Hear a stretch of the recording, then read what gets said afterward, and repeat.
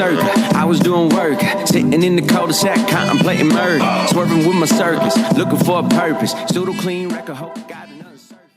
Good day and welcome to another episode of Culper's Canteen Cup. As always, we want to thank everyone for listening. Looks like we have listeners around the globe: the United States, Slovenia, Ireland, Iceland, Japan, India, the UK, France, Germany, South Korea, Taiwan, Netherlands, and Australia. In the U.S., we have listeners in 31 states and Washington, D.C. So again, a huge thanks to our family and friends who have been the first ones to help us out and the first ones to abandon us. For those that are still listening, we just ask you to continue to help us out. Get on Apple Podcasts, get on Spotify, whatever you're listening to us on. Hit subscribe, rate, and review. And once again, we'd like to thank Carlton Zeus for the use of his music for our intro. You can head over to Apple Music or carltonzeus.com and check him out. So this week has been crazy, right, guys? It's been a little nuts. Got a lot of protests out there, a lot of riots. And we wanted to end this week with unpopular opinions. So we call this episode, I Want to Feel Your Hate. What we're going to do is each of us have an unpopular opinion that we're gonna tell a little story about, give some facts, and we might find out that it's not as unpopular as we think it is. So to kick this thing off, I'll throw it over to Josh, and he can start with veterans. All right. Hey, thanks, Roger. And thanks to everybody listening out there. Hope you're safe from not only COVID-19, but hope you're safe from the rioters as well. So, veterans. I know some of you right now are like, oh, my God, how can you possibly hate veterans? Veterans are amazing. Veterans sacrifice so much for our country. Okay, so... We know some veterans, right? We know a thing or two because we've seen a thing or two. Let me tell you about some of these fucking veterans out here. These veterans that are standing in line at Lowe's and be like, but what about my discount? Right? They go to Applebee's. And we're like, but what about my discount? They're at Outback. But what about my bloomin' onion? Listen, these people are the fucking worst. The absolute worst. Right. So at the end of the day, regardless of why any of us signed up, why any of us joined, at the end of the day, at some point, we all made that decision of our own accord. And for most of us who stayed in a little longer than others, for those of us who retired and didn't quit in the middle, we made that decision multiple times. Oh, man. I think 4 of the 5 listeners we had just left. Just like right? Yeah, probably. We made that decision multiple times. So it's safe to say that, all of us were there of our own accord, whether we did that once or multiple times. But you got these veterans out here who walk around and they act like something is owed to them. Well, as a veteran, let me tell you something. The world, the country, everybody, they don't owe you shit. Nothing. Nobody owes you anything. Nobody owes you a thank you or anything. That'll wrap them up, right? So there's some mothers out there, and not only are they veterans that are no longer in uniform, but this crowd also is still in uniform too. They are part of that. I don't know if you call them I don't want to call them the millennials, right? I don't want to lump all the millennials together. But they're part of that crowd who, they look at it and they're like, why has that guy got an American flag on his hat? Why is he wearing that? He's a vet bro. Or why is he wearing that, that 9-line T-shirt or that Ranger Up shirt or any of the, the popular line of military themed shirts, right? And so they're, they sit there in their little fucking ivory tower and they shit on these guys, right? You got guys that got out of the military, started some very successful companies, right? Whether you're talking about Ranger Up, Black Rifle Coffee, 9-Line Apparel, right? There are a lot of successful veteran companies out there. And you have this group of people, especially on Twitter. You just search the hashtag MilTwitter and you will find the fucking worst that the military has to offer. These virtue signaling fucking people that are within the ranks of the Army, I would tell you, and all the other services, and I'll tell you, what they think of you, you don't want to know. So it's probably better if you don't hop onto Twitter and search the hashtag MIL Twitter, MIL Twitter, because it's probably going to upset you. You know, the shit that they talk about and how they drag other veterans who, there's really only one way to explain it. They're jealous. That's the only way to explain it. They're jealous because some folks made the decision to get out, which is not an easy decision to make, right? I mean, it's a big, scary world out there. And especially, you know, if you joined when you were young, that's really all you know. So some folks took the Pepsi challenge and they got out. They left that safety blanket that they sit there wrapped in, mocking them, shitting on them because they got out and were successful. How about you just shut the fuck up? And how about you get out? And how about you go get an idea? And how about you go start a successful company? Right? These people, fuck these people, man. Fuck these people to pieces. I don't know what else to say about him. Though Luke, he looks like he is chomping at the bit to hop on the veteran train here. So I'm gonna throw it over to him. Yeah. Well, you know, folks, I had a lot of Georgian food tonight. I found a nice Georgian restaurant near my house, and I ate a bread bowls filled with cheese and meat. So I'm kind of having a hard time putting my thoughts together with that much food. I'm going to have to take a 10-mile hike tomorrow. So I'm going to try to put my thoughts together here because I got a lot to say about it. But, you know, like Josh, kind of in the second half there, he talked about not just veterans, but people who are actually in too. You're going to hear me say this more than once during this podcast is, you know, there's really no need to glorify every single military service member, every single veteran, because it's a microcosm of society. There are shitbags, just like there are great people. And we said before this podcast, like, we don't want to piss everybody off, so we'll qualify it. And I think all three of us would agree some of the best people we've ever known, and period, are people who wore the uniform. But I'm not going to stop. I'm going to go all the way to the top with general officers. And I've over the past 48 hours, I've had a few problems with general officers, both veterans and ones that are currently serving. And, you know, I need to be consistent on that across the board, because I remember praising some of these people and then seeing their true colors later on. And I'm sure you all know who I'm talking about when I say that. So I might save that for Roger if he doesn't cover it. Maybe we'll cover it in the comments for this podcast. But look, man, we got a lot of generals right now saying a lot of stuff. And there was one general in particular. It seems like across the board in the government right now, everyone wants to put out a statement. It seems like everybody wants to put out a statement. I was playing Call of Duty tonight. There was a statement on my Call of Duty game, a virtue signaling statement. And it seems to me a lot of general officers, both vets and active duty right now, are trying to virtue signal the same way. And for what reason, I have no idea. Now, I'm going to kind of go off the rails here because Josh and Roger got me all worked up before the episode about the Constitution. We had an hour-long conversation about the Constitution, and we debated it, and we talked about it. You know, we hassled each other a lot, but you know, I always come away from something with these arguments we have. Now, bear with me, folks. I'm going somewhere with this. I'm bagging on fucking soldiers and sailors and Marines and airmen. It's important. What I see a lot across the board is people who take an oath and don't understand what they're taking an oath to. Every one of us took an oath. It's important to understand, contemplate, and discuss the Constitution. Okay. Like I said, we talked about it for an hour before this podcast, and we don't always agree on everything. The damn Supreme Court, though, doesn't always agree on everything. They never do. My point is that all military members swear an oath to the Constitution, and it's serious business.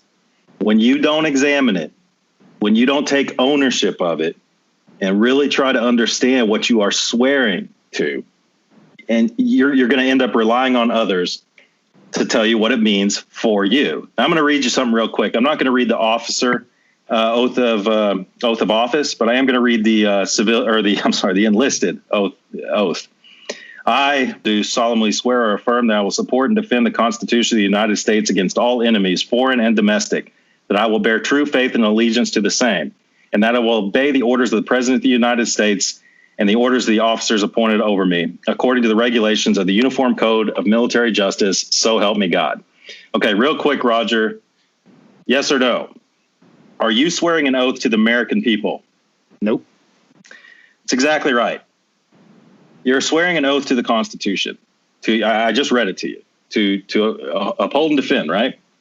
But you got a general officer coming out and writing a fairly decent memo, I guess. I didn't really have a problem with the memo. And then a handwritten note. We all committed our lives to the idea that is America. I hope he's talking about the Constitution there, right? I mean, I hope that's what he's talking about, but that's not the end of it. We will stay true to that oath and to the American people. Okay, that's a nice sentiment, but that's not what the oath says. So what does that mean? Does that mean whatever he says true to the American people is? I mean, he can interpret things any way they can. I guess my problem with, I'd say 95% of military members is they don't understand their oath and they don't take it seriously enough. That's my big thing. It's really important. I once had a soldier tell me he swore an oath to the flag. And this guy was a senior NCO. So, I mean, state flag or U.S. flag? Or exactly. He was saying the U.S. flag. Okay. And I'm like, dude, you did not. Oh. So, yeah, that's probably one of my biggest complaints. I could go on, but I'm going to kick it to Roger first. I don't know. We have a lot to say about this. Go ahead, Roger. Just to kind of touch on the general officer thing, and we addressed this, one of our early episodes, I think it was 1 or 2 or whatever, but I'm not surprised. I mean, I shouldn't be surprised because, I respected Mattis when he was in office. General Kelly respected him and, to put it out there, I mean, I never worked directly for any of these folks. I don't have any firsthand knowledge of, them, their personal lives, professional lives, other than, what I've seen or witnessed, through the chain of command and policies and procedures. But again, you had 8 years of Barry in the White House. And this doesn't apply to just Barry, it's anybody. So when you have 8 years, right, and as you become a general officer, you're appointed by the president or it's approved, right? It goes up through Congress and all that other good stuff. And what you got to realize when you have 8 years of that, you have a certain ideology that tends to mirror the administration and the mental thought process of that period.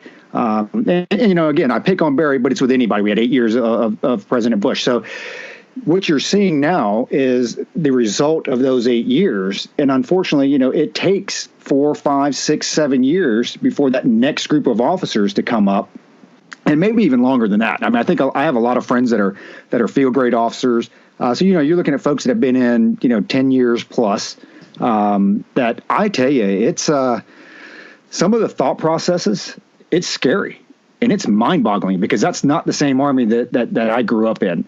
So, I just go, as you look at the election and if Trump is reelected, I think you start to see this the pendulum swing back the other way.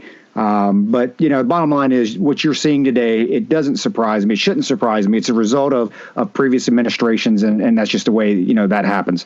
As far as veterans go as a whole, and I tell you, I love my vets, and I think like, Luke said, you do have to caveat it because, I've known some folks. We've all known some folks. I think most of you out there heard our Memorial Day, podcast. There are some folks out there that gave everything. That can give more than I will possibly give in my entire, all three of us collectively, right? They make the ultimate sacrifice. And, these are men and women. These are our friends, brothers and sisters. So you have the majority of folks out there that are really good. And so when we talk about this, when we go into these different subjects, it really is a smaller percentage of this. What we're really talking about, with the veterans, to me, when you look at the veteran community, I think what bothers me, it's the entitled feeling that they have that, and Josh touched on it. It's you owe me something. Okay. Hey, while you were serving, whatever service it was, God bless you, right? You did more than a lot of other folks choose to do in defense of our country. At that time, when you served, there was a possibility that you too would have to make the ultimate sacrifice, which a lot of folks choose not to do. Whether it's right, wrong, indifferent, whatever your career field is, they did that, and God bless them. But I would tell you this, when you get out, I mean, that service stopped. It's over. There are a lot of benefits that are given to you. And I think that's what pisses me off because I hear, and it's not just shitbags, but it's veterans that get out and it's like, well, I got out and, I couldn't find a job and, well, I don't have a degree and this and that. And it's like, for those of you that don't know out there, and maybe a lot of folks that are in the military, because I think we've received several requests to go over some of the benefits that folks get, even while they're in. But it's like, hey, man, while you're serving, you have free health care. You'll have continued health care if you have any type of VA benefits when you do get out. By the way, you had free college while you were in the military, and at least, $36,000 plus for free college when you get out. That now, I think, because of post 9/11, you get to pass it to your spouse or you get to pass it to your kids. You've got benefits as far as buying a house. You've got vocational benefits. There are a lot of resources out there that the American people have given to the veteran community, and unfortunately, they just don't take advantage of them. But then they'll be the first ones to bitch because, I didn't know do they give free blooming onions? Is it free or? Yeah, it's free. All you got to do is say you're a veteran at Outback on Veterans Day, and you get a free blooming onion. It's so dumb. I think that's what gets me with the vets. It's the, I normally, in this podcast, I know we talk about it a lot. Where I live out here, it's not a very veteran-heavy community. And I can tell you that outside of my close personal friends that I have out here, I usually don't bring it up a whole lot. And it's not because I'm ashamed of it or not because I'm embarrassed of it. It's, hey, that's a piece that I did in my life that I'm very, very proud of. And I'm doing other things right now in my life that I'm proud of. And, I always draw on those experiences. And I love some of the people that I served with. But we also had some shitbags. And Luke, he touched on it. And I think you're going to see this across the board. It doesn't matter what the profession is. I don't care if it's a police officer. I don't care if you are in the medical field. I don't care if you're in the military. You have some great folks and you have some shitbags. So that, that's my big problem with the veteran thing. It's the entitled feeling. It's the, hey, you're given a lot of benefits. You failed to use them. I tell you, as a veteran, while you're in the service, you're given more benefits than any other civilian out there. Your college is free, right? Not that college is everything. Right. But you're trained, you're given a skill. You have world experiences that you've drawn from. You receive that formal training from the military. You do have that institutional, academic knowledge that you can go to get your degree. So, you are coming out with more than your typical civilian starts out with. You're the leveling, the playing field is not even level at that point. Now, granted, that's given because of your job and the sacrifice you may end up making. But at the end of the day, you start off with, especially out here where I see that, in this primarily civilian community, a lot of these folks are struggling to put their kids through college. College isn't even an option for a lot of their kids. I don't know what my son's going to do when he graduates or my daughter's going to do or this or that. So, they're given a lot of opportunities and a lot of benefits that a lot of the civilian population don't receive. So, at the end of the day, that's my problem with the veteran community. Hey, I just want to add something real quick on that. You brought up shitbags, so I think we need to talk about the National Guard unit that went out and kneeled. Holy Jesus! In front of a bunch of more than one. No, it's a lot of them. I absolutely lost my shit when I saw that. I'm sorry, Josh. Tell us why, though. Like why? Well, is it because you hate black? Is it because Black lives don't matter? No, I'm serious because it's important, right? Why I lost my shit is exactly what you said. I did not pledge an oath to the American people, even to the good American people. I pledged an oath to the Constitution. I'm sorry. I don't care who you are out there, America. Listen up. I don't care who you are. I don't care if you are a good person or not. I will never, ever, ever bend my fucking knee for you. Ever. I spent 22 years in the military. Was I willing to die? Absolutely. Or I wouldn't have stayed. But I will never, ever fucking bend my knee for you. I wouldn't do it now. I would damn sure wouldn't do it when I was in uniform. That absolutely boggled my mind. I could not fucking think straight why you would ever do that while you're in uniform. It just absolutely goes against everything you were supposed to be standing for. Absolutely. It doesn't even begin to make sense. Doesn't even begin to make sense. And it should piss people off. It should actually piss people off because, here's the thing. We have rules and regulations, right? That, while you're in uniform, The Army doesn't condone any political party. We don't condone any, political ideology or anything like that, right? I mean, like you said, we support and defend the Constitution of the United States. So we're supposed to be, that's our objective. That's our goal. We don't take sides in all this. And that should bother you. And right now, it's not bothering people because they are kneeling and taking the side, right, a political statement of things that they agree with. What happens when the military kneels and takes a side with something you don't agree with? That's when the cancel culture shows up and cancels them, and then the military is canceled, heaven forbid. No, you're absolutely right. Like, I don't care. Again, man, the Constitution is not any one person, right? The fact that they went out there and they kneeled, I don't care what side of the argument you're on, it's fucking wrong. And then to have the senior military leadership send out all these fucking letters about how, they support this and they support this. You know what? All you have to say, guess what, Army? All you have to say is, hey, all you motherfuckers in the Army, you better look down and read those values again, and you need to live those values every day. That's it. That's all you had to say. And don't fucking get in there and make political statements, right? It's the Hatch Act, right? That is the act that prohibits members of the military from, getting out on their platforms and using their official positions and titles for making political statements like a lot of your senior officers that Roger talked about did over the last couple of days. And then you have these fucking clowns from this National Guard unit out there taking a knee. I tell you what, man, I don't care if you are an American. If you work to destroy the Constitution, you deserve whatever happens to you. And that's Can I do a sidebar just real quick? Sidebar, everybody. Yeah. Now what the fuck is this taking a knee thing? Okay. Is this the Colin Kaepernick thing? I think it has something to do with that. But to me, it doesn't make any sense because maybe somebody can explain it to me. Everyone's taking a knee.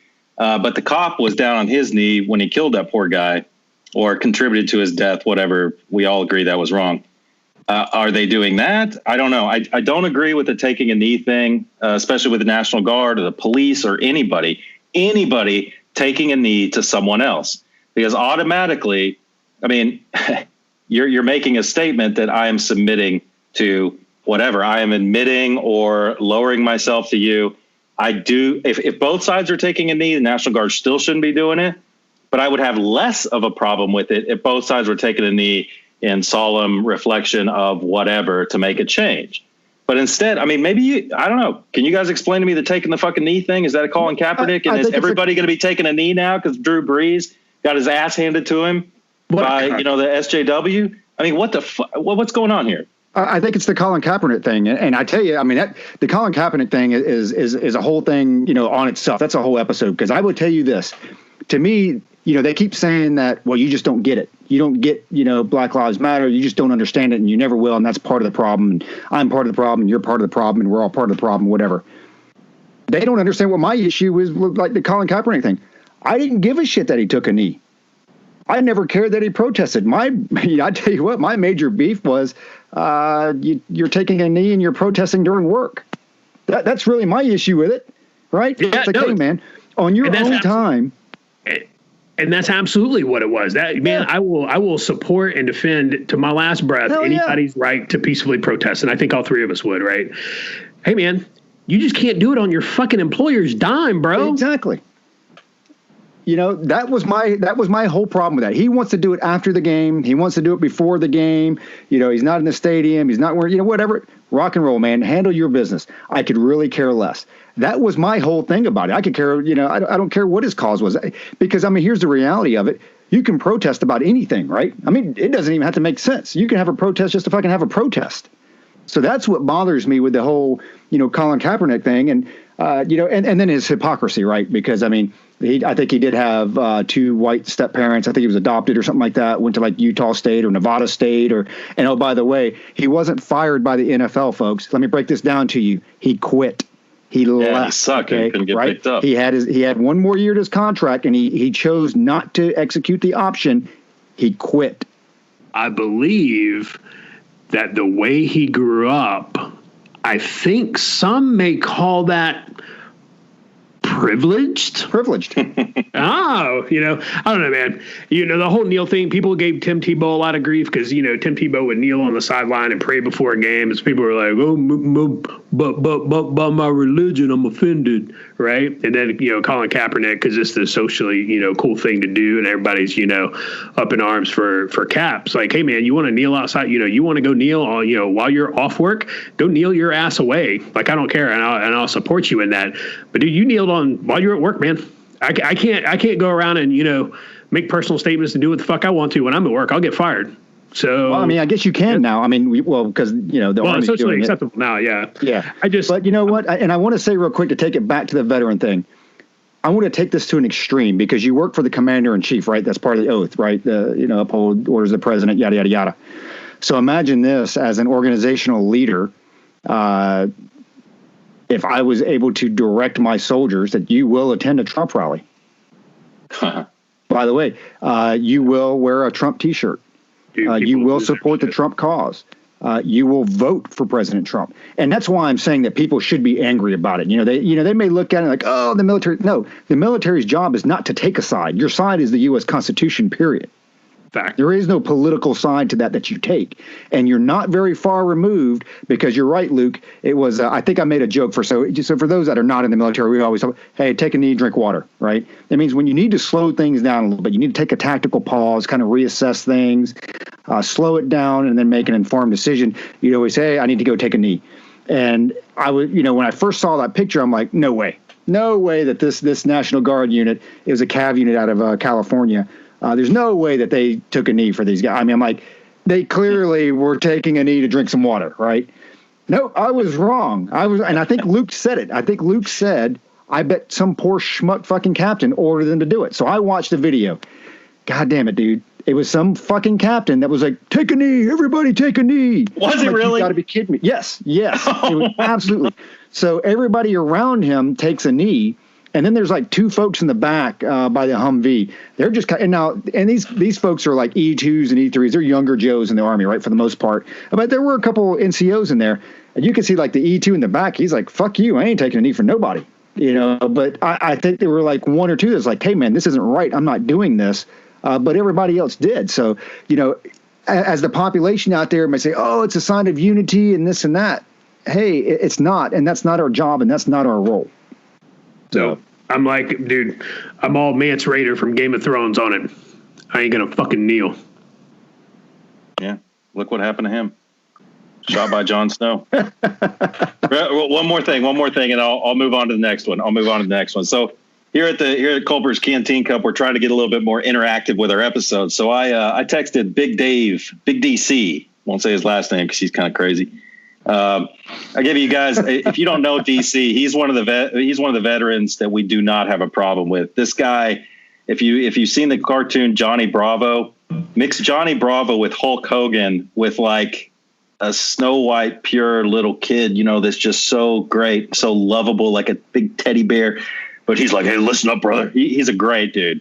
But I asked him, I said, what are your problems with veterans and or active military members? And this is what Big DC said. Yeah, Big DC lately has been getting real philosophical about life, which I like. He says some really smart stuff, which is kind of crazy coming from DC, right, guys?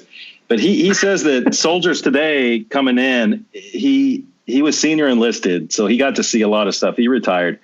He said that soldiers today have a lot of baggage that leaders just can't repair.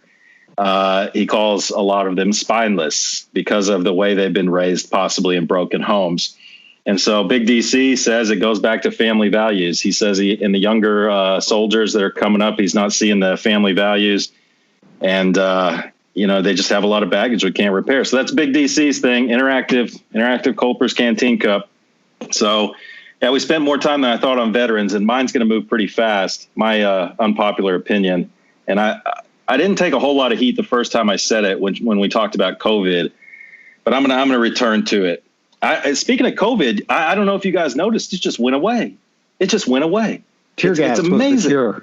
Tear gas is the cure for COVID. Who knew? It just 2 weeks ago, the world was coming to an end because a lot of medical professionals around the world, World Health Organization, nurses, doctors, we're all telling us the world's coming to an end. This is what you got to do. You got to stay inside. You're killing people. Doctors in Sweden, we're saying something different. India's handling the situation different than everybody else. But at the same time, here, I'll say it again. When we deify medical professionals, I think, we're making the same mistake we're making when we don't think about our oath to the Constitution. If you put all of your faith in these people, you get things like what happened with COVID-19. I'm going to bag on and again, I'm going to qualify it. I've seen some really great doctors, really great nurses. So we're not talking about everybody, same as we're not talking about all the veterans and soldiers. But when I see nurses standing in the middle of the road, stay home, stay alive. You people shouldn't be here. People who are trying to peaceably protest, blocking traffic, showing up, standing in the, all defiant, trying to reenact Tiananmen Square. And then freaking 3 weeks later, you've got protests marching through New York City with these nurses and probably doctors standing outside in full protective gear, clapping for these people, half of whom aren't wearing masks. What changed in 3 weeks? What changed? We listen to all these people. We listen to Fauci and he's a medical professional. Luke, how are you going to question him? I said very early on about the mask thing. I said it about contact. I said all this stuff. Oh, Luke, you don't know what you're talking about. You're not a doctor. You're not a medical professional. And then what do we got? We got a senior virologist in Italy. He made a public press announcement saying, for all intents and purposes, Corona, from a clinical perspective, is gone. And he's saying that because the viral loads of the people they're testing are so low when they're in their contagious phase that it's basically not a problem anymore. Well, how come we didn't know that fucking 3 months ago? It's because we put all our faith, the media put all their faith, the politicians put all their faith, Joe Sixpack, Karen, everybody put all their faith in these people and didn't sit back and think, you know what? I can do a little research on my own.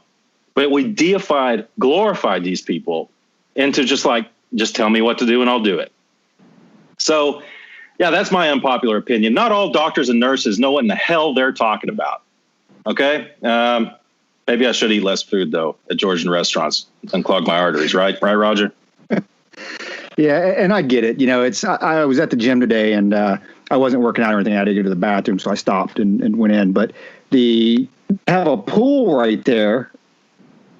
And so does COVID spread in the water? Like pool, chlorine? I don't know. We're not doctors here, but I haven't heard that. I've heard all kinds of stuff, man. I'm just trying to figure out, because they had, on my way to the bathroom, they had, 3 lanes, and you had a lane on the left, a lane on the right, and a 10-foot lane in the middle, and it said blocked for social distancing. And I was just like, I didn't know you could actually, and I could be wrong. So, I know we've got some nurses out there and healthcare professionals that have way more training than I do.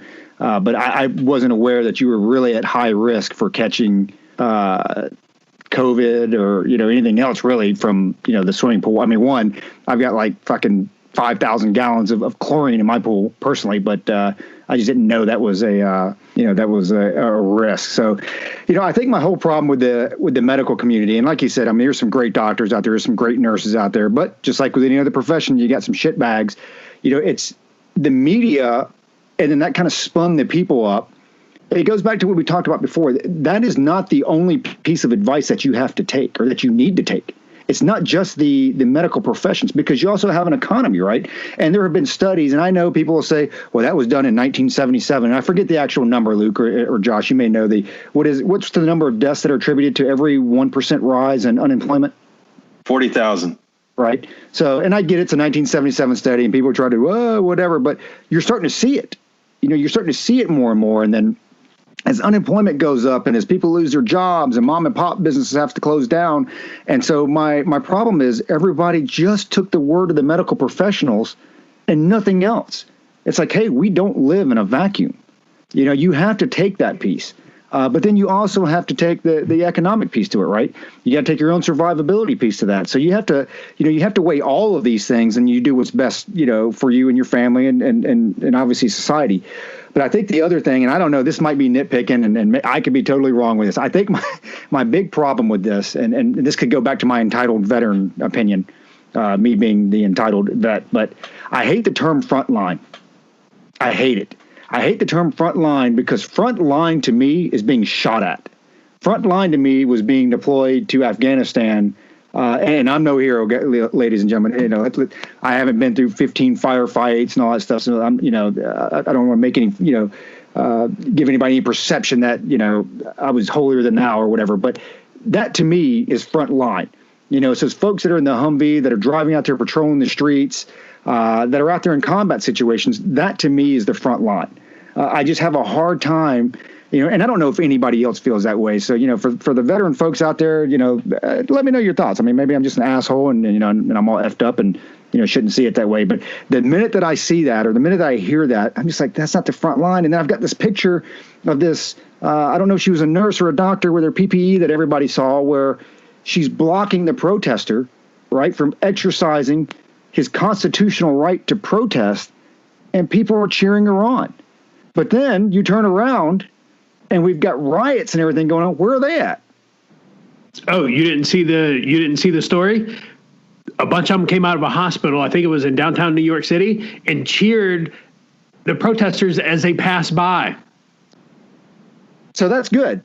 So they can do that because they're protesting for their cause. But the biker group that came up, you're all going to die because of COVID. And that's the other problem with it, right? It's the hypocrisy of it. There is no consistency anywhere. It all serves an agenda. And I think what happens is there is no doubt in my mind, and we won't cover it here, but there is no doubt in my mind that politics has taken over in a lot of this stuff. You know, politics and the media. I don't think there's any question that the majority of media out there, especially with television, leans. And it's not even leans to the left, man. They fell over on the left side of the house. So, you know, with this being an election year, you know, with the amount of people that dislike Trump for whatever reason, good, bad, or indifferent, I think politics has gotten a hold of a lot of this stuff, and COVID was just the start of it, you know, and now we've moved on. And the problem is they've taken a hold of it and blown up something that truly, you know, was an issue. COVID is an issue.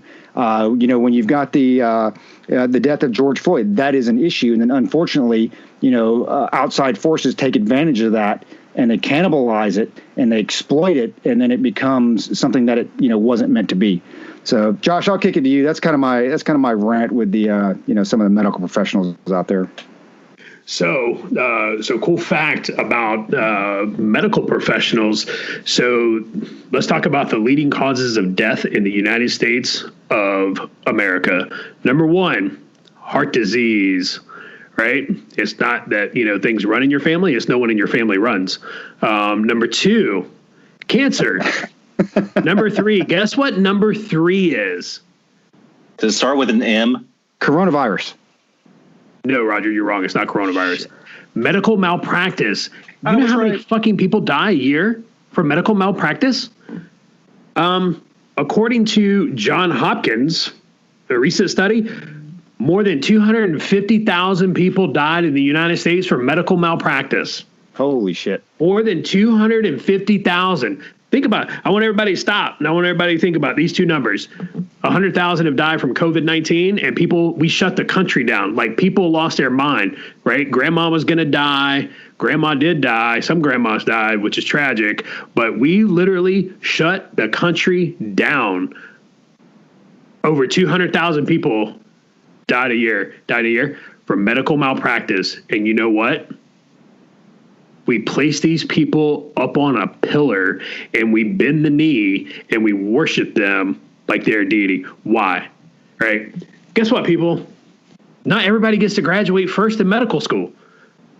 The people who graduate last, guess what they normally do? They normally go in the military and become military doctors. Right? I can't tell you how many times I've seen, either, you know, personally for me or a friend, malpractice in the military. And the great thing about the military is that you can't sue your doctor when they fuck you up. You can't. You know, not everybody gets to graduate first in law school. Not everybody gets to graduate first in medical school. You know, people are like, well, they're not a very good lawyer, so I'm not going to go see them. But you don't even question your doctor, right? They tell you, you know, something and you take it as the gospel and you run with it. And I'm not saying, again, I'll caveat this because Luke and Roger told me I had to Not all vets are bad. Not all, whatevers are bad. Not all doctors are bad, right? There are some really good ones out there, and I hope you have a good one. But guess what?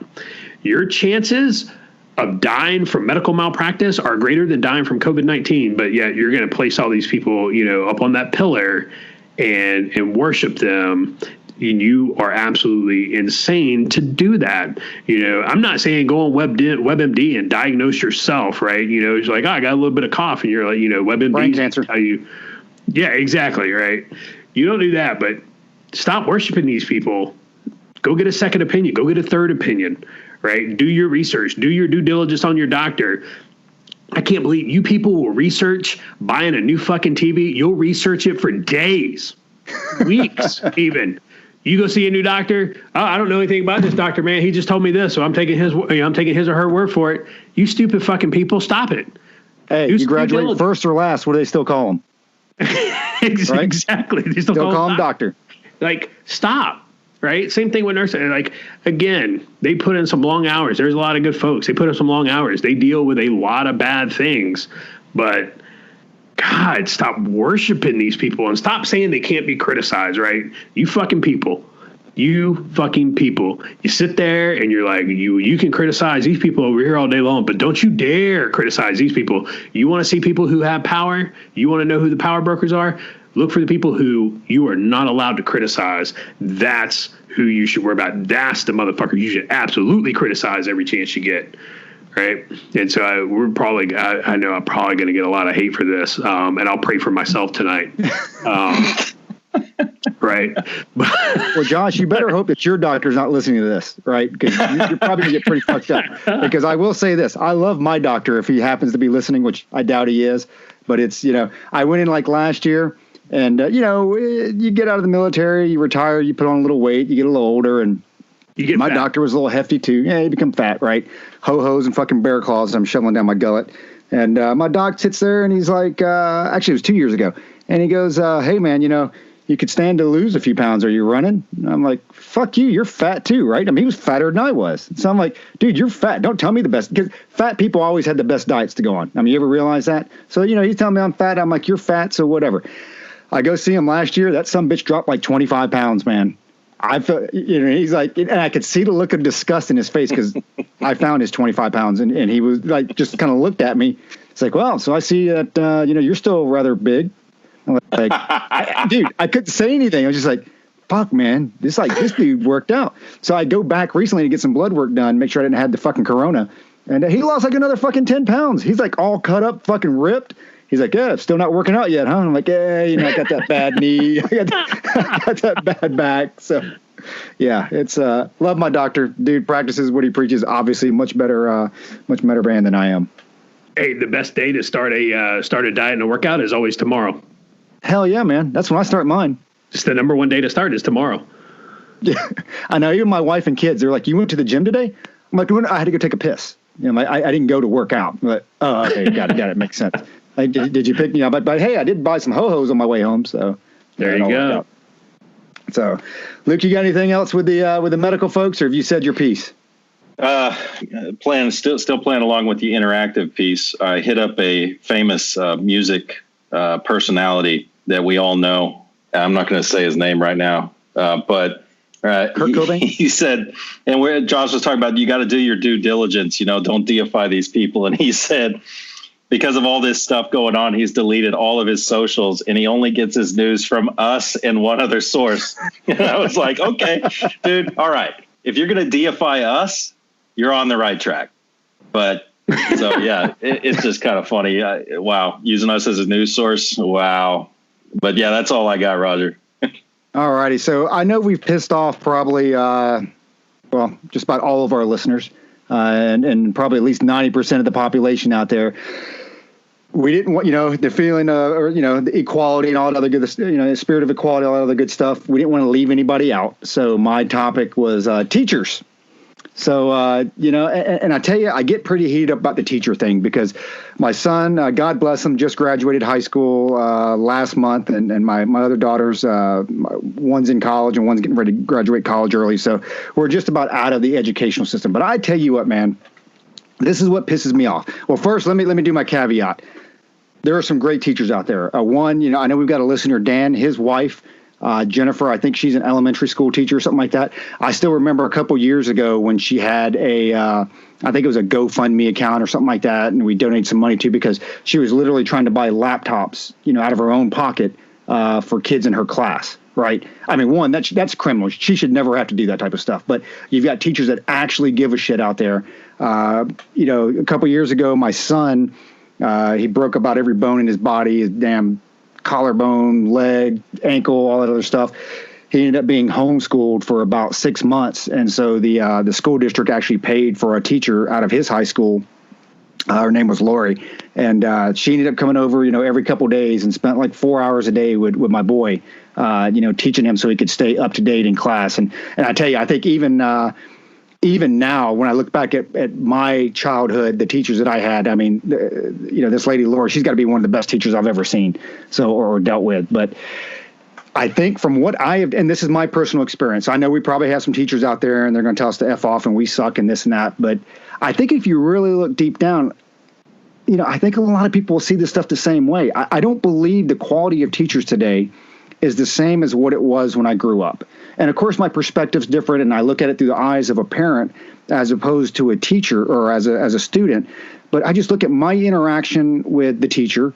I look at my son's interaction with their teacher, whether it be the homework, the schoolwork they're doing, parent-teacher conferences, and then I see the product. I mean, I think the biggest thing that I see with most of the teachers that I've dealt with, especially with my kids, so it could be different for everybody else, but most of them don't care.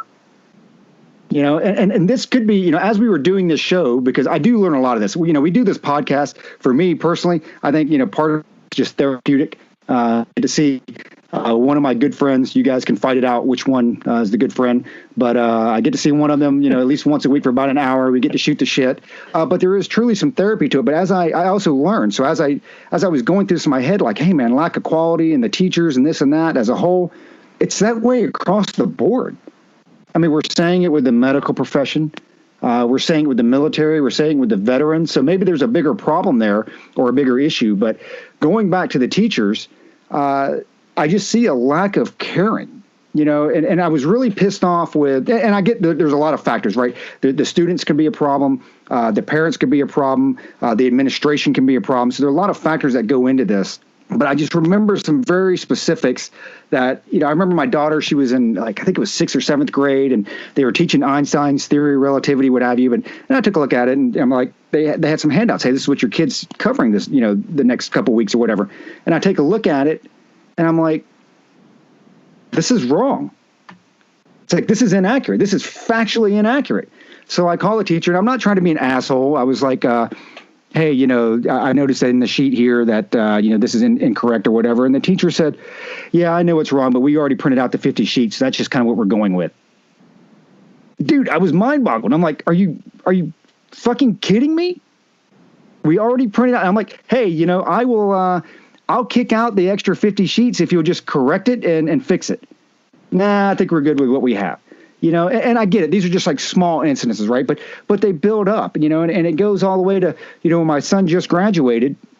So because of the COVID, right, we're all going to die.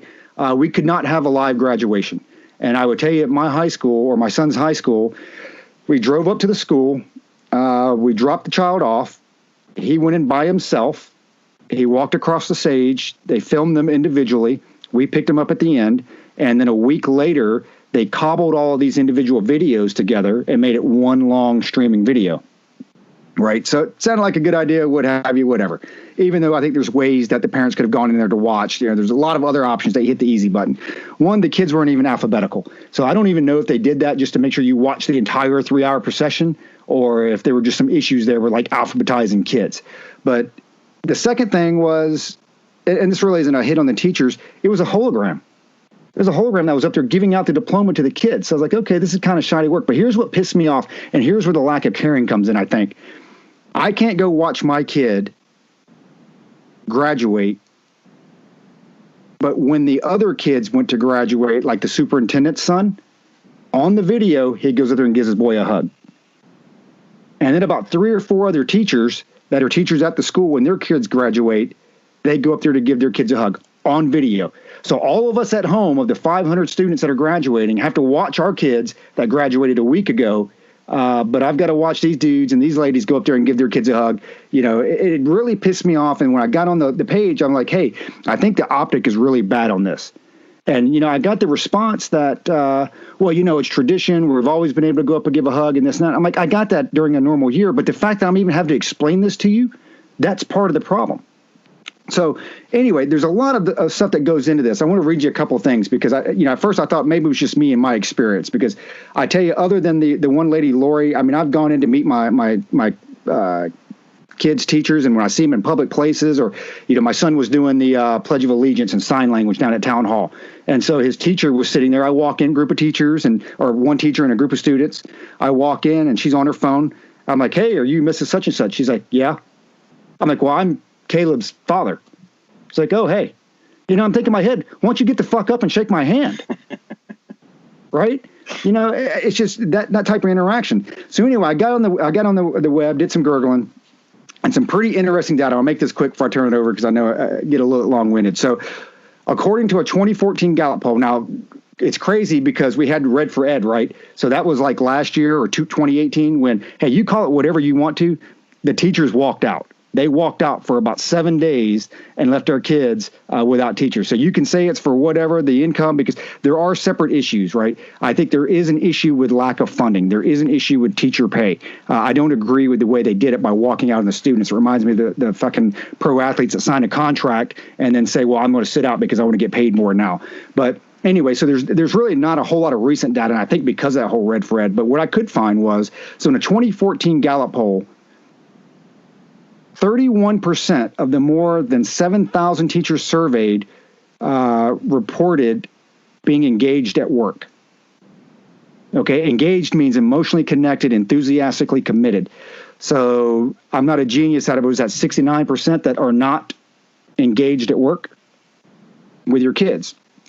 A 2015 American Federation of Teachers survey of over 30,000 teachers found that 89% of them strongly agreed that they were excited about their jobs when they started their careers. But by the time those teachers took the survey, just 15% of the teachers were excited about their jobs. Right? Continued. 58% of the respondents in a 2017 quality of life survey, almost 5,000 teachers and school staff across the country, 58% of the respondents that they surveyed reported poor mental health for at least 1 week out of every month. Wow. That's incredible. That's incredible. And so, to keep it short, I pulled up, they had some charts and this and that. The bottom line is, and they've got a bunch of different categories. I don't have as much enthusiasm. There's a lot of stress. I'd leave if I could. I'd leave for more money. I'd go to another school. 50% of the teachers that were surveyed do not want to teach and do not want to be there. 50%. So, and I don't care what your job is, right? I don't care if you're a teacher. I don't care if you're a police officer. We saw it in the military. I see it out here in the civilian sector. 50% of the people don't want to be there. Well, how good at your job do you think you're going to be?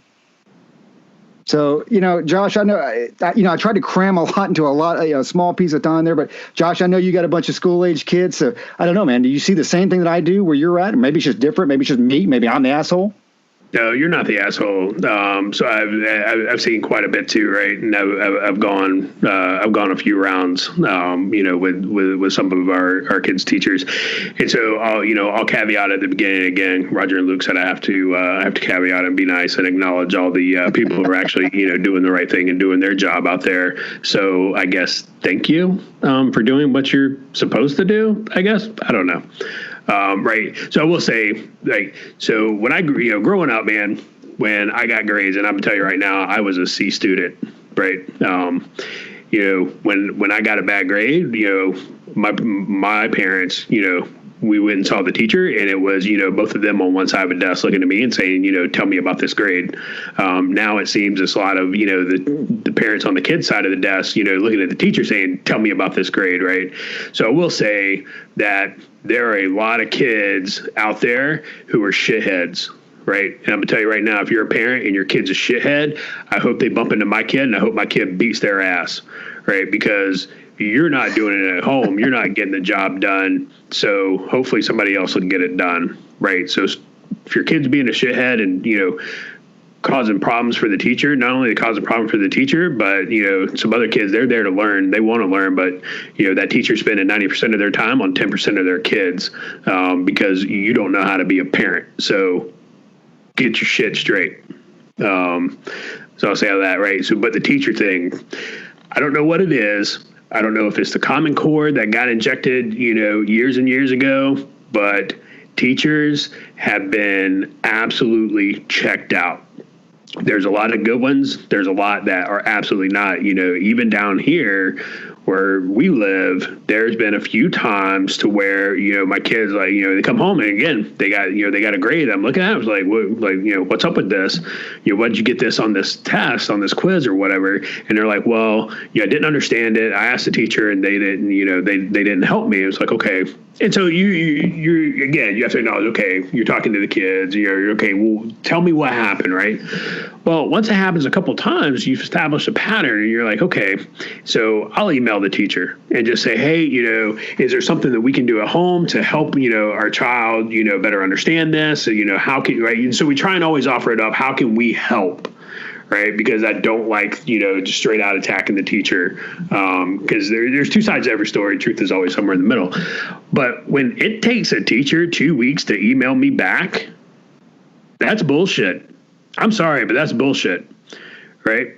If it takes 2 weeks for you to email me back, rest assured, I will be in the office. I will be at the school, stand in the office, and at that point, I'm just like, let me talk to the principal. And when the principal says, hi, Mr. John, how may I help you? I'll be like, you have a problem, right? I get it. You're busy. I get it that you got, X number of other students to deal with. Guess what? That's part of the fucking job. I get it. But you still have to, you, teacher, need to figure out how to juggle those requirements. We're all busy. We all have multiple things going on. We all have multiple issues, right? But you still have to respond back to the parents. The parents are most of the parents are trying to help you, right? They will make their life easier. Little Johnny will get that ass whipping that he's been needing, right? Little Johnny will get extra help on his, his arithmetic if that's needed. But you have to respond back. And I get teachers, and then teachers get pissed off when you email them. They're like, well, literally, like, teachers like, yeah, I saw your 4 emails. Like you're bothering them, dude. I almost came unglued in the office. I was like, you saw them, but you didn't respond back to me. Like, what the fuck is wrong with you? Like, why would you not respond back to me, right? I'm trying to be active in, my kids' education. I'm trying to be active in the school. I'm trying to help. Why would you not do that? And you're right. Some of them just have that look on their face to where, well, either A, they're defeated, right? You can see it, man. They are on mile 11 of that 20K with a 60-pound ruck, man, and they're just tired. They're like, I'm done. And then you have others who are absolutely just like flippant, just absolutely flippant. And I get everybody has a bad day, right? But man, every time I talk to you and you're flippant and you're dismissive, we're going to have problems. We're absolutely going to have problems because at the end of the day, the most important person in that room is the kid, right? The most important person, the reason that we are both there is for our children, right? Because we are trying to make it better for them, right? And if you're a teacher, I get it, man. Dude, there's some shitty kids out there. I get it. There's some shitty parents out there for sure, right? But if you're tired of that and you don't want to deal with that anymore, fucking learn how to type, learn how to code. I hear Joe Biden's hiring coders. Go learn how to code, man. You can go work for fucking Uncle Joe. Go learn a different job. Go quit. Go find a different job. If you're a police officer and you don't like dealing with the dregs of society every day and you're done with it, that's fine. Fucking quit and go get a different job, man. Go fucking hand out shit at Jamba Juice. I don't care. But if you are going to be in the business of educating the future generation, your shit needs to be wired tight. You need to get your shit together, get your head in the game, or pack your shit and fucking leave. And it's gotten worse since COVID. I mean, you talked about teachers checking out. So our school shut down in like March 26th or something like that, give or take. I heard nothing from our school district. I heard nothing from the teacher. The only thing that we heard was from one teacher that told my boy, if you're happy with the grade that you have now, you don't need to do anything else for the rest of the year. They checked the fuck out. I'm like, wow, so I guess we're just starting summer vacation a little early here, huh? Hey, I don't even think I got a response to that. It was like, nope, gone. Peace out. Dude, so my kids kept doing their work, right? We made them. We were like, no, you were not checking out. You were doing your work, because if you don't, one, you need to, because you don't know the shit, and you need to learn the shit. And two, you're going to be further behind at the beginning of next year when you show up and you didn't do, the last 3 months of schoolwork. Like there's a reason behind most of that, right? So, my kids are, they're messaging back and forth with their teachers, hey, I don't understand the instructions on this, or I have a question about that, blah, blah. My kids have already exceeded the point where I can help them with their math. My wife has to help them with their math. I don't do, when you start mixing letters with numbers, like I'm out, like I'm done. Fingers and toes. Yeah, bro, like it's done. But so they put this grade. My one daughter, they put a grade in the grade book, right? And she had to ask this guy a question like 4 days prior, saying, I don't understand this. Never responded back to her. Put a grade in the grade book that was not a good grade. And she's like, because we check their work every night to make sure they did it, right? We're trying to be halfway decent fucking parents. And so, daughter's like, well, they already put the grade in the grade book, but here, and they showed where, they asked this guy a question. It was like 4 days ago. So the teacher was doing these Zoom meetings with the class. Oh, between this time and this time, I'll be on Zoom. So if you got questions, just call me, bro. Next thing I know, I'm sitting in front of my kid's Chromebook. It was like, call. And he picks up and he's like, hi. Oh, you're not her. I'm like, no, I'm her father. And I got questions. And come to find out, he was like, I got busy. Wow. You got busy and you could not help the kid who needs help? Like, what do you do when they're in the classroom and they need help and you're busy? Do you just say, fuck it, the bell rung, you need to go to your next class, you're on your own? Like, what do you do? Wow. Well, I had to work until, 6 or 7 o'clock last night. I don't fucking care. You know how many times I've had to fucking work past 5 o'clock? You know how many times I've had to work fucking 24, 36, 40 hours? I don't care that you had to work till 6 or 7 o'clock. Like, I truly don't. If you don't want to work till 6 or 7 o'clock, go get you a fucking job that doesn't require you to work until 6 or 7 o'clock. Go get you a job at Lowe's in the lumber department to where you can clock out at 5 o'clock or whenever it is time for you to clock out. And you don't have to fucking be bothered with, shit that, that requires your attention after you clock out. Don't give me, I got to work till 6 or 7 o'clock, man. You are fucking getting no empathy here. None whatsoever. I think it amplified the shittiness when COVID hit. I think it amplified it. Well, I've got a couple of kids at Texas Tech, and Texas Tech gave refunds because of, for fees and stuff like that. I bet you that nobody in public school got a refund for their taxes that they paid. No. So I got a few points here real quick. But I haven't had a lot of time to think them through because I'm still hung up on the fact that Roger went to the gym and he didn't take a pee, ladies and gentlemen. That dude went to the gym and took a growler. And I got to tell you, that's Roger through and through, man. Shrewd, man. Using the gym's water, using the gym's toilet paper. So, man, I'm still thinking about that. I was like, man, that's pretty smart. I didn't have to pay for it. To think about that. So, I got my sister has been a teacher longer than my military career, which is, I think, maybe 23, 24 years, I believe. She's been a teacher for that long. Her husband recently gave up his job, what he had been doing for the past 20 years, and became a coach/teacher at a high school. Their daughter, Emily, she just graduated and got a job teaching school. And their other daughter, Elizabeth, also teaches in her own right. And I've always wanted to be a teacher. I've contemplated many times just giving up on this, going to get my teacher certificate and, being a teacher because I enjoy it. And part of the reason I get so worked up about teachers is because I think the bad ones give the good ones, like my sister and her family, a bad name, and it pisses me off. I'll get to Wendy again in a second,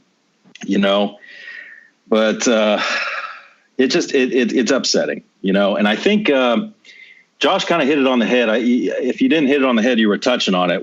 I think the parents, that's a big part of the problem. And Roger, you said that teachers are different than they are now because there's a lot of reasons for that. And in my book, one of the reasons is parents, feel like their kids are entitled to an A or whatever, because my kid is great. My kid gets straight A's because they're just smart, just like all the other kids. So that when the teacher gives a kid a failing grade or a C, when the parent helped with that, volcano science project and they got a C on it because it sucks compared to everybody else's, the parent calls up the teacher, not like Josh, I'm not saying that, but the parent's like, hey, how come my kid didn't get a good grade? What the hell? I've seen that happen with other parents. And it's just, and beyond that, the administrators, man, at the school district I was in Texas, man, the administrators just beat those teachers down, and the administrators sucked, and the school board sucked. Because it was a good old boy network. And man, I could tell a story about that. I'm not going to. But man, I was like, okay, done. If we're not moving to Slovenia, I'm pulling Drew out of the freaking school because it sucks that bad. So, yes, teachers should be like my sister, man, and her husband and her 2 kids. They should love their jobs. You shouldn't have to convince them to do them. One thing about Wendy, my sister, and the whole time she's been a teacher, never once to me did she complain about her pay. Okay? This is where I'm going to lose friends, but I don't give a shit. Look, teacher pay that I've seen in every district I've ever seen is like soldier pay. Okay? When a soldier signs up, there's these little things called pay scales, officers. You know exactly what you're going to be making from now until the point you retire. And teachers are the same way. At least in Texas, they are. When you sign up to be a teacher, you know exactly how much you're going to get paid, what your retirement is from now until the end. So don't bitch to me about your pay, okay? If other people who aren't teachers want to say, you know what, teachers should get paid more, fine, I'll listen to that. I'll listen to that and don't necessarily agree with it. Maybe they should get paid more. Everybody should get paid more, whatever. But don't bitch to me about your pay. You knew what it was when you signed up, okay? Other people want to campaign on your behalf to raise your pay, fine, man. But dude, don't tell me you don't get paid enough. Same thing as a soldier with a constitution. You didn't know what you were signing up for? That's on you. You didn't know how hard the job was going to be? That's on you. You're the one who signed up to do it. Don't bitch about your pay. Okay? So that's my thing on teachers. Okay, I feel better now. Dude, it still angers me because the lady that was Lori, the one good teacher that we were dealing with my boy, it was her job to go around and collect all the assignments for my son to bring him home. And she would bitch when she got to our house. She would bitch. She'd be like, I can't believe how disengaged these other teachers are. She's like, I can't get assignments from any of his teachers. They do not give a shit. This is another teacher who was a department head. She's like, I'm doing the best I can, and you know what? If your grades come out and they're not as what you expect or whatever, then we'll deal with it and we'll work through it at the time. It does make me feel better that I've vented, but I think we've all vented here for a little bit over an hour. So hopefully the few listeners that we started out with, I think we pissed off most of them. So I don't know if anybody's still left out there missing, but I'll kick it around the horn one more time to the fellas, and we'll start with Josh. Any of your closing thoughts before we close this thing out? Yeah, if you're any of those professions that we talked about, stop being the fucking problem. That's short and sweet. Well said. So you got around 2 million soldiers or not military members we pissed off. I don't know how many doctors and nurses are out there. I'm going to say about maybe a million. I don't know, 800,000. And then God knows how many teachers. So we pissed off millions of people tonight, and it's great. But one more thing about the generals. One more thing I forgot to say. And Roger's mom, Josh's mom, my mom, when I say wordy dirty here, But a lot of general officers have been in the military for a very long time. Very long time. That means they've been in since 2002, senior leadership positions. A lot of 4-stars were generals in Afghanistan and Iraq. Okay? So before you get on your high horse, especially you retired ones, I haven't forgotten that you didn't fight back hard enough since 2002 on the dumpster fires that are Afghanistan and Iraq. You were general officers, you were leaders, you should have fought back hard enough, or harder. I'm sorry, you didn't fight hard enough. So before you get on your high horse, starting to lecture on this and that, whatever president, when you shut your fucking mouth because you screwed it up. Yeah, and I tell you, on that note, and I don't want to go down that rabbit hole, but we need to do an episode on foreign policy because, and I'll be nice about it. We've had at least 2 decades of shitty foreign policy. So I'm tired of all these experts that get out there that are like, well, no, President Trump's doing it wrong and he's doing it, this way and that way and whatever. And they're bitching, complaining. It's like, you have failed. You have failed for 2. Mattis was fired twice, guys. He was fired by Barry and then he was fired by Trump. All right. So, these folks have failed in their foreign policy and their advice that they've given. On that note, before I close this out, I do want to say, and forgive me because I can't remember the guy's name. Who's the Navy vet, the Navy guy that was just returned from Iran? Oh, God. He was overseas 2 years, right? Yeah. He was in captivity for 2 years. Captivity for 2 years. Finally home. And for those that are, up to date and even just, remotely aware of our foreign policy, you understand that we don't have the best of relations with Iran. Matter of fact, he couldn't even take a flight direct, right? Because we don't have, we don't have the diplomacy set up. So he had to go to like Switzerland or whatever and then come back to the States. But, welcome home to him. And Michael White. So Michael White, welcome home. And that goes back to the, the 5 folks in North Korea back in 2018 that also were brought home. So you're talking about 2 of the most closed off places in the world that, probably 2 of our worst enemies that we have up front that, our president's been able to bring back. So, you can like his other policies, hate his other policies, hate him as a man or whatever. But, at the end of the day, he's brought home some Americans and, we just want to welcome home Michael White. So with that, Canteeners, Canteenies, we want to thank you for bearing with us for over an hour here. Again, thank you so much for your time. We appreciate all the support. A big shout out to Carlton Zeus for continuing to let us use his music. But, for all those out there listening, stay safe, stay healthy, stay out of trouble. And until next episode, stay frosty.